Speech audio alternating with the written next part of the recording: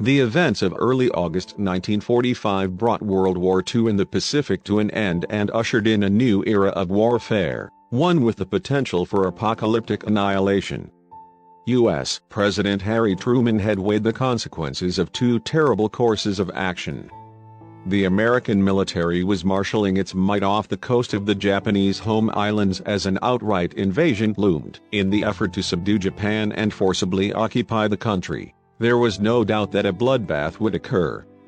Casualties among American forces were estimated at 1 million or more. The alternative for Truman was to authorize the use of a new and terrifying weapon, its destructive force far greater than any ordnance the world had ever known. Truman had only become aware of the Manhattan Project and the development of the atomic bomb after the death of President Franklin D. Roosevelt in April, and he understood the magnitude of the decision he was compelled to make. The destruction of one or two Japanese cities meant the deaths of thousands of civilians as well as military personnel and infrastructure, but it might well bring the war to an end and save the lives of many Americans who would return home, go to college, marry, and live their lives. The choice for Truman was difficult but inevitable. Colonel Paul W. Tibbets, a 29-year-old pilot who had participated in the first U.S. air raid on Nazi-occupied Europe 2 years earlier, was then halfway around the world. At the controls of his Boeing B-29 Superfortress,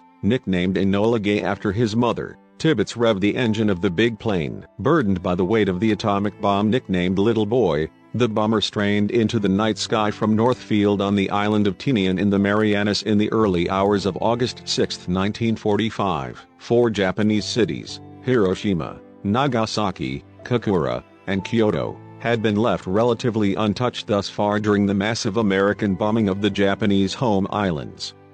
These, therefore, were selected as possible targets for the first atomic bomb. Kyoto was later removed from the target list due to the presence of numerous religious shrines in the city, and Hiroshima, an industrial center of 350,000 people, was selected for destruction. Having flown 1,750 miles, Enola Gay released Little Boy, equivalent to 12,500 tons of TNT, which exploded at an altitude of 1,900 feet. Incinerating an estimated 80,000 people instantly. A huge mushroom cloud boiled skyward as temperatures on the ground reached an estimated 300,000 degrees centigrade.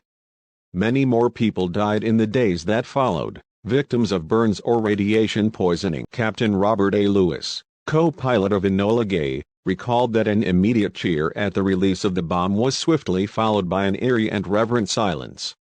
He whispered, "My God, what have we done?" Despite the tremendous destruction, the Japanese government remained torn between factions that advocated continuing the fight to the death and those who desperately sought peace with the United States to prevent further such catastrophic attacks. Emperor Hirohito was caught between the vice of national pride and the obvious conclusion that Japan could not win World War II. The hesitation and infighting in Tokyo precipitated the dropping of the second atomic bomb, Fat Man, on Nagasaki, 3 days later. This event shook the Japanese further, and Hirohito, uncertain whether the U.S. possessed many more such devastating weapons and could soon rain them down on other Japanese cities, addressed his people with the news of their defeat on August 15.